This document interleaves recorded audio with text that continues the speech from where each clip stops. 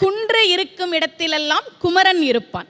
அவனுக்கு பேரே குறிஞ்சி கிழவன்னு பேரு. குறிஞ்சினா மலையும் மலை சார்ந்த இடமும், கிழவன்னா தலைவன் அர்த்தம்.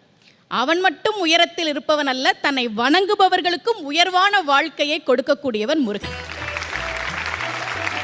ஏன் அவனை தமிழ் கடவுள்னு சொல்றோம்? இந்த அகரத்துக்கு என்ன சிறப்பு அப்படின்னா, திருவள்ளுவர் சொல்றார், அகர முதல எழுத்தெல்லாம் ஆதி பகவன் முதற்றே உலகு. உலகத்துல உள்ள எல்லா மொழிக்கும் அகரம் முதல் எழுத்துன்னு சொல்றார். இதுல ஒரு சின்ன தப்பு இருக்க மாதிரி இல்ல? இங்கிலீஷ்ல எது முதல் எழுத்து? ஏ. லத்தீன்ல வேற இருக்கலாம், பிரெஞ்சுல வேற இருக்கலாம். ஆனா வள்ளுவர் என்ன சொல்றார்? அகர முதல்ல எழுத்தெல்லாம் ஆதி பகவன் முதற்றே தமிழ் கிடையாது, உலகுங்கிற. என்ன காரணம்னா, நீங்க உலகத்துல எந்த மொழியை எழுதினாலும் 4 முறையில தான் எழுத முடியும்.